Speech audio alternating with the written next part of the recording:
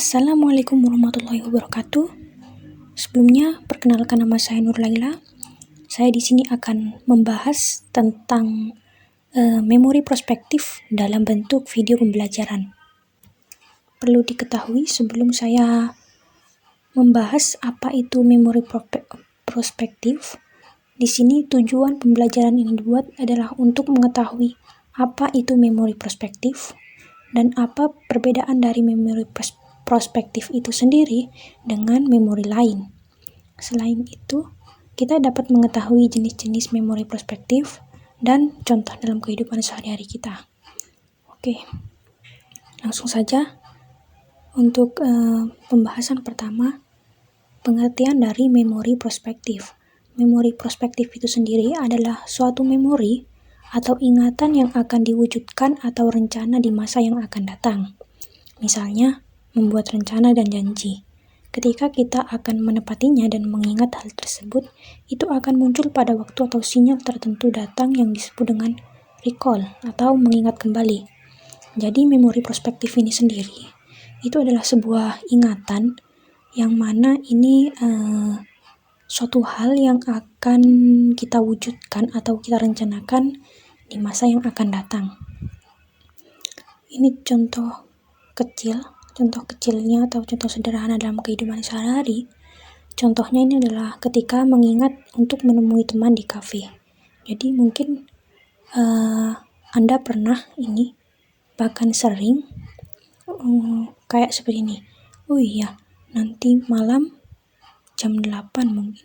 Jam 8 nanti malam saya mau menemui teman saya di kafe lah.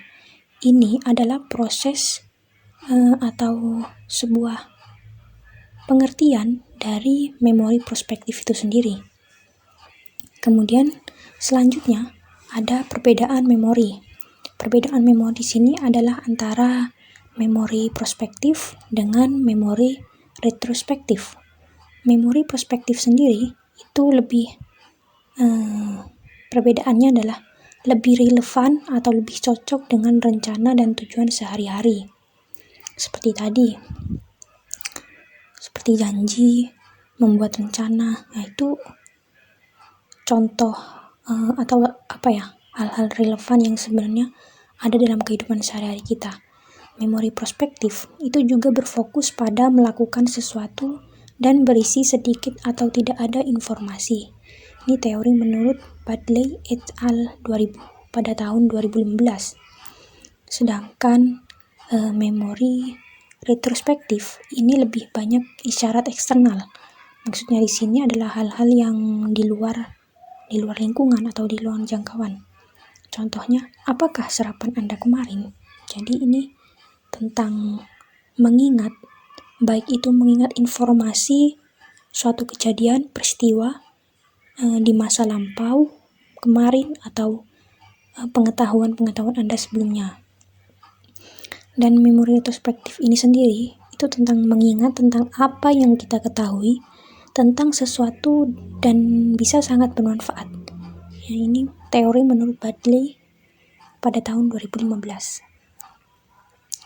Selanjutnya mengenai jenis memori prospektif. Jenis memori prospektif di sini ada dua, berbasis waktu dan berbasis peristiwa. Berbasis waktu di sini itu adalah bentuk memori atau bentuk ingatan prospektif yang melibatkan ingat untuk melakukan tindakan yang dimaksudkan pada waktu tertentu.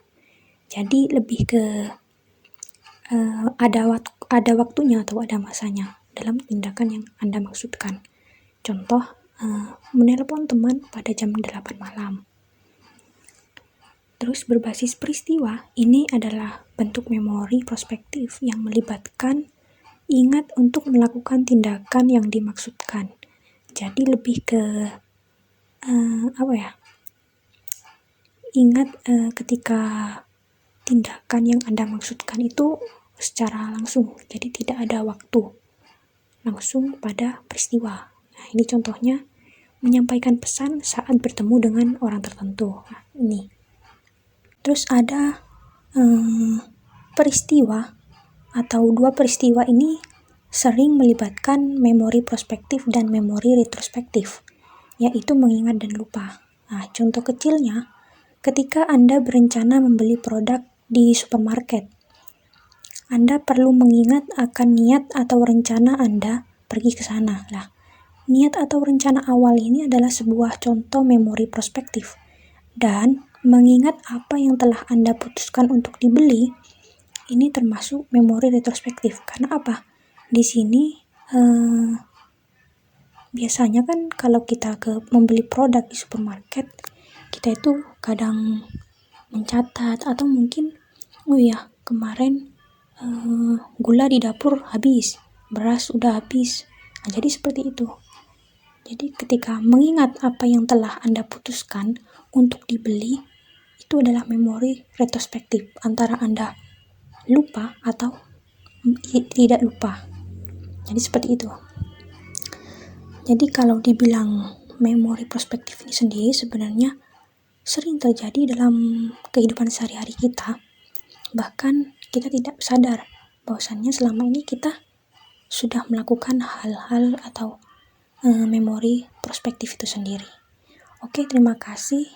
Mungkin video pembelajaran kali ini cukup sampai di sini. Kurang lebihnya saya pamit undur diri.